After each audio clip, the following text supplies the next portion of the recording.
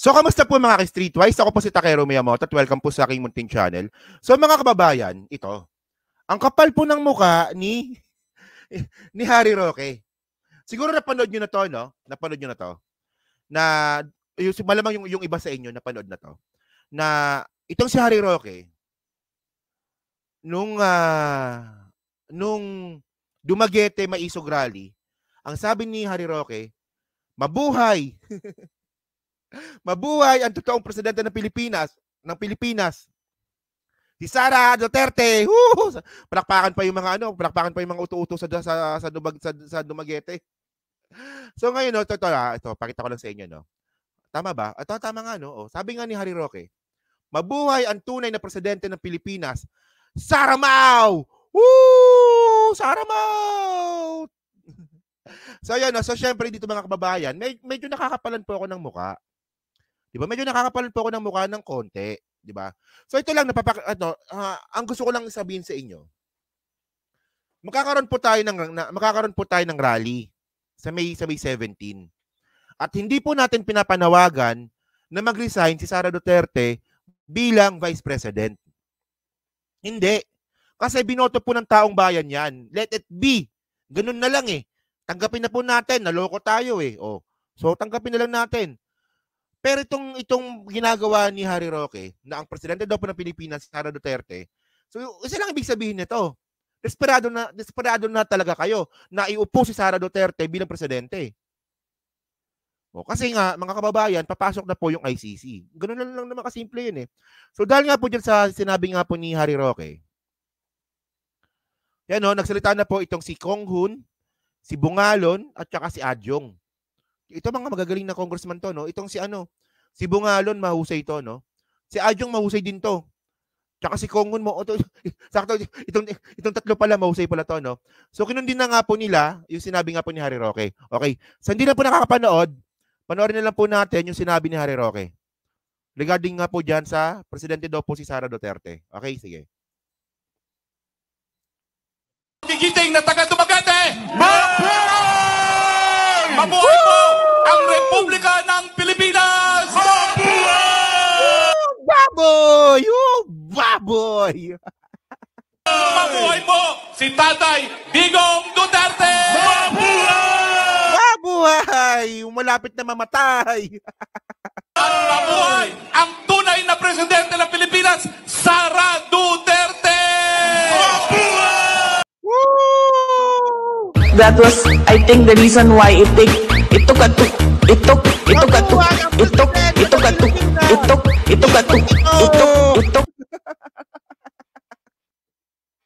Ito po ang presidente ng Pilipinas.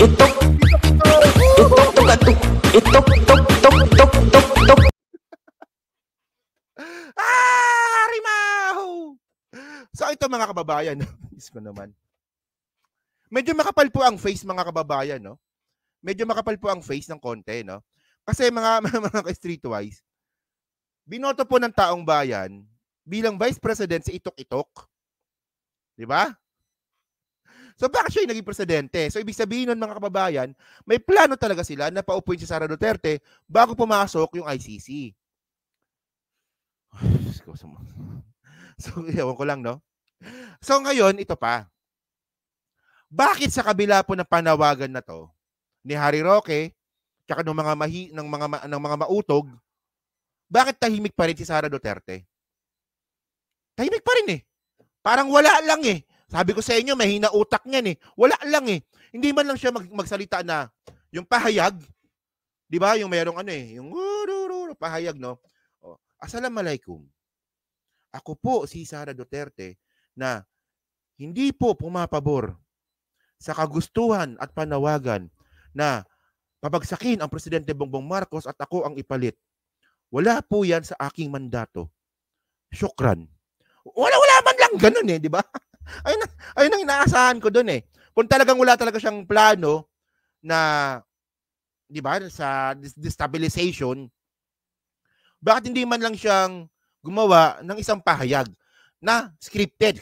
Scripted na nga lang, hindi ka pa makagawa. Di ba? So ngayon, Ang sabi ngayon ng mga congressman, ito lang ha, saglit lang naman to eh. So panoorin po natin yung mga sinabi po nga po ng congressman regarding nga po dyan. Naisama ko ba? Tingnan natin kung naisama ko ha. Okay, naisama ko. Ay, hindi ko pala naisama, no? Wala, hindi ko naisama. Hindi ko pala naisama, walang yan na yan. So ngayon mga kababayan, basahin nilang natin. Hindi ko pala naisama. So ito nga po yung sabi nga po ng mga congressman. Okay, basahin na lang po natin.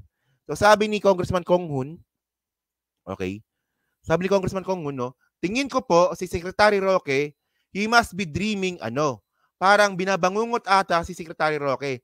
Hindi susuportahan ng Pilipino yung gusto nilang mangyari. Tama naman, di ba? Okay, sino bang binoto ni Harry Roque sa presidente? Bakit niya sinasabi si Sara ang tunay na presidente? Yung VP, yung tunay, yung VP, yung tunay na presidente. Sabi po ni Gil Bungalon. Okay? And then sabi naman ni Adjong, ito si Adjong mahusay talaga to, no? Isa ito sa mga mahusay na congressman na na nakita ko. Okay? Sabi ni Adjong, it's laughable to think for somebody who has served the government to even insinuate that the real president is Sara Duterte. I mean, he is trying to create parallel universe here. So hindi po talaga hindi ka talaga makakakuha ng suporta diyan. At yun mga kababayan, tulad nga pa na sinabi ko, ito na. Okay. So tayo mga kababayan, dahil nga po dyan, sa pangyayari po na to, tayo po, ang gagawin po natin sa May 17, hindi po natin ipapanawagan na mag-resign si Sara Duterte bilang Vice President. Wala pong ganun. Hindi po ganun. Kumbaga, respeto po natin kung ano po yung naging desisyon ng mga tao nung eleksyon. Wala, ganun talaga. Binoto ng taong bayan, let it be. Ganun eh. So tayo po, sumusunod po tayo sa konstitusyon. Tulad na sinasabi nila. So tayo po, ang gagawin lang po natin ay mag-resign po si Sara Duterte bilang Deputy Secretary lang. Okay, di ba? Sara resign as Deputy Secretary. So mangyayari po ito sa Liwasang Bonifacio, nagbago na po yung date. Kasi ang gusto po dapat, ang unang plano, alas 8 ng umaga. Pero mukhang malabo po mangyari yon. Kaya pinago namin, ginawa po namin alas 4. Yan na yun. So May 17, 2024, alas 4. 'Di ba? Papayag ba kayo noon? Okay ba sa inyo habang nagrarally tayo? Kunwari merong parte na sumasayaw tayo ng itok-itok. Itok. Okay ba 'yon? Sasayaw ba tayo ng itok-itok? Kapag Itok.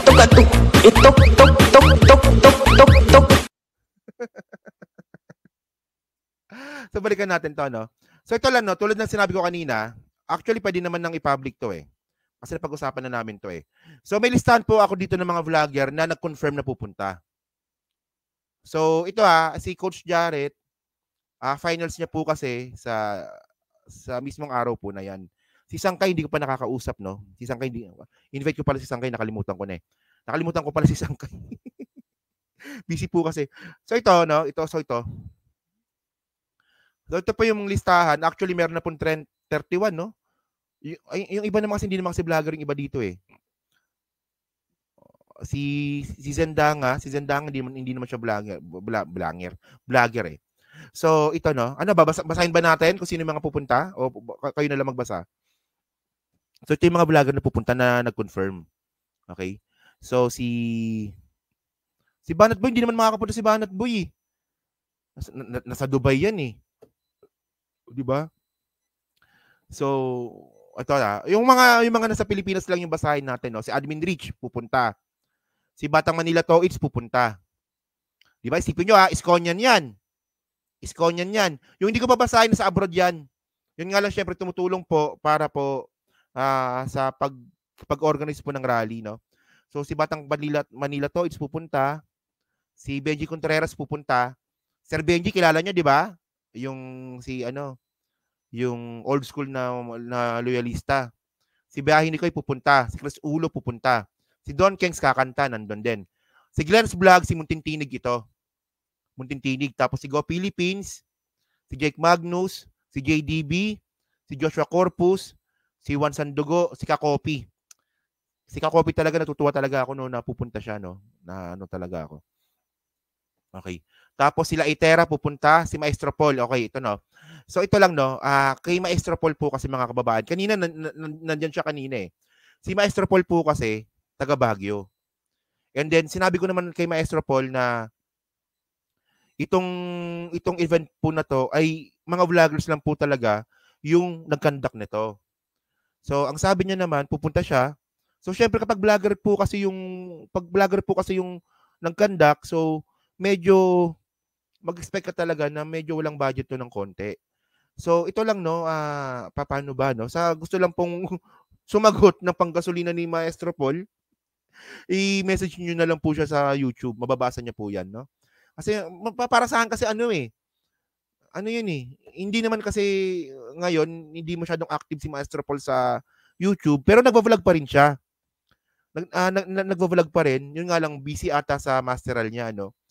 Pero pupunta pa rin siya kasi kinabukasan masteral niya, pupunta pa rin siya. So yun lang yung ano na to, yung panawagan na to, hindi ito para sa akin, para kay Maestro Paul. Para kahit paano may pang gasolina lang siya, no. Syempre si Mami Peng, si Mike Cervera, si Mima Alicia pupunta. Sigurado ako mga kababayan, ito lang, sigurado ako no. Okay. Sigurado ako mga kababayan na sa rally, ang pinakamaraming magpapapicture diyan kay Mima at saka kay Nino Barsaga. Sigurado ako diyan, sigurado ako. Okay? And then okay. Tapos si Mothers of Manila pupunta, may Glenn's Vlog na, may Munting Tinig pa, no? Okay, si Papa Trix pupunta, si Sok Medsub, syempre ako. Si Tamski pupunta, si Tamski. 'Di ba? Si Tapuan pupunta, si Kakiraki, si Tita Messi, si Mami Zen nandiyan din pupunta rin. So ngayon si Direk Freddy, i-message ko mamaya. Alam ko si Direk Freddy nasa Pilipinas ngayon, no? Alam ko baka bakasyon. So kakausapin ko. Hindi ko pa na-invite si Direk Freddy. Si Mike Abe, hindi pa nagko-confirm pero interesadong pumunta. Yun nga lang hindi pa nagko-confirm. 'Di ba? Si Macmac Pablo, taga Mindanao si Macmac Pablo. Hindi makakapunta 'yon. Ewan ko lang. Sana makapunta si Macmac Pablo. Sana makapunta. So ngayon mga kababayan, ang hinahanap natin dito mga kababayan, yung mga dilaw. Yung mga pink na mga vlogger na sana pumunta. So dito, okay. Saka ko na lang sabihin ko bakit wala yung iba. Si Chris Ulo pupunta, si Chris Ulo. Sinabi ko na kanina. Tapos, si Munting Tinig, pagpunta ni Munting Tinig doon, magsusuntukan po kami sa stage. Kung hindi niya ako ililibre ng Sabaro. Si Macmac, kausapin ko mamaya. Sige, kung makakapunta. Kasi ang alam ko kasi kay Macmac, may ang alam ko may financial problem si Macmac ngayon eh. Kasi nag-usap kami nung nakaraan yan, alam ko may financial problem si Macmac. Taga Mindanao pa siya, at ako medyo hesitant akong i-invite, baka hindi rin pumunta kasi medyo wala atang budget. Jake Magnus pupunta. Jake Magnus. Andyan na. Jake Magnus. Ayun no, si Jake Magnus pupunta. Jake Magnus. Pupunta. Ayun no, si Jake Magnus nandyan. Okay nga. Si Richard Hydran pala, no? Si Coach Jarrett, finals niya kasi yon sa May 17. Finals niya yon. Pero sana makahabol siya sa gabi. Epipanyo Labrador, wala naman kaming contact dyan. Sa tingin nyo ba, magpapakita ng mukha yon? Sa tingin nyo ba, pupunta ng on public yon si Epipanyo Labrador? Di ba? Ayan yun eh. Munting Tinig, sige nga, message ko nga si Munting Tinig. Munting Tinig. Si ano pala, si Direk Freddy. Message ko nga si Direk Freddy. So, ngayon, bali sa May 17, teka lang ha. May 17, alas 4 ng hapon. Kung gusto nyo pumunta ng maaga, kasi umaga pa lang andun na kami, nasa sa inyo yan. Tapos, JIL, di makakapunta yun, sa abroad yun. Sa abroad yun, si JIL. Yan si Maestro Paul, no? Pasensya na Maestro Paul, no? Talagang vloggers initiative lang talaga ito. So, yan ha, kung sinong gustong sumagot ng gasolina ni Maestro Paul, message nyo na lang si Maestro Paul sa Facebook niya. Abangan mo Maestro Paul, baka may mag-message sa'yo sa Facebook mo, no? Yan. May mga nakikita ko mga diyan. Hindi ko nababasahin, no? May mga nakita ako diyan na mga pangalan ng vlogger na nasa Pilipinas naman pero hindi pupunta. So sila po kasi saka ko na lang sabihin, no? Saka ko na lang sabihin. Pero sana pumunta sila. Ensurrecto, ito lang, no? Sa mga viewer din po ni Ensurrecto na makakapanood po ng video po na to, sabihin niyo po sa kanya, nagme-message po kami sa kanya. Importante po sila sa rally. Importante po na meron pong dilaw, may dilawan na pumunta po sa rally. Si ano ba pala si Tito ano ba 'yon? Usapang Tito Manny. O nga pala. Si Mark hindi pupunta si Mark. Nasa Cayman Island yan eh. Si Usapang Tito Manny pala, message ko. Si Daddy Rick hindi makakapunta kasi may trabaho. Sino pa ba? Yan. Oo. Okay. Yan, mga babae, no? Boss. Paano ba? Message nyo na si Maestro Paul sa ano. Hindi kasi nakakaya kasi kay Maestro Paul kasi galing pang Baguio. Hindi niya naman sinabi sa akin na 'di ba na magpanawagan ako pero syempre na ano. Hindi kasi grabe 'yun eh. Grabe 'yun. Baguio ka pa pumunta tapos kinabukasan ano mo pa tawag nito, ano mo pa yung finals mo pa kinabukasan. So ano ako no. 'Yan mga babayan. Batang Maynila, ewan ko lang kung pupunta no. 'Yan. Pero ito pa lang. Ito pa lang yung listahan. Pero madadagdagan pa 'yan. Maniniwala ako madadagdagan pa yan. Maniniwala ako. Yung iba lang kasi medyo may conflict pa ng konti pero alam ko madadagdagan pa yan. Makmak Pablo, kausapin ko si Makmak Pablo. Si Robert pupunta. Si Robert, nga pala si Robert, si Papa Bean, si Alvin TV pupunta pala. Wala lang pala sa listahan. O nga pala, si Robert pupunta Oo. Ka-coffee pupunta. Andiyan na nga eh. Sinabi ko na nga eh. Brothers Travelers, okay naman, masyado naman kayong ano. Okay. Yan mga babae, no? So, yun, no? So, yan lang po, no? So, inabot po tayo ng isang oras mahigit, no? Ito na nga, asar na itong mga to, yung Maui Boyker, di ba? Okay. Attorney Claire, nga pa sa Attorney Claire. Boss Mike pupunta. Nakalagay na dyan, Boss Mike Cervera, eh. Ayun, no? Mike Cervera. Pupunta si Boss Mike. Pupunta. Oo. Yan. Okay. Let's start na. Okay na yan. Pero madadagdagan pa yan. Naniniwala ako na madadagdagan pa yan. Si Sir Boyet, in-invite ko, hindi rin po siya makakapunta kasi yung arthritis niya, medyo hindi na rin po maganda. 'Di ba? Yan. Dapat kay pinadala kay Maestro Paul dapat. Actually, to be fair, no, si Maestro Paul po, hindi po siya nanghingi. Ako lang po talaga yung nagpanawagan. Hindi po siya nanghingi. Hindi siya nagbanggit sa akin ng allowance. Hindi po katulad ng mga iba diyan. Ayoko lang sabihin, hindi katulad ng mga iba diyan na gusto po may allowance para pumunta. Malalaki naman yung mga channel. Yung iba in-invite namin, hindi pa nako-confirm. Gusto ata may allowance pero wala kami pang allowance po mga kababayan, di ba? Kasi vloggers initiative lang po talaga ito. No? Yan. So yun, no? Bahala ka na dyan. Sige, thank you mga babae. So maraming salamat, no? RTV. Ano ba? Ka-PL naman. Grabe naman. Di ba?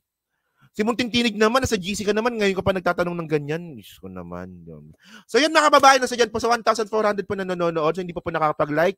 Palag na po ng video po na to. Dyan po sa Team Replays. Ano masabi nyo nga po dito sa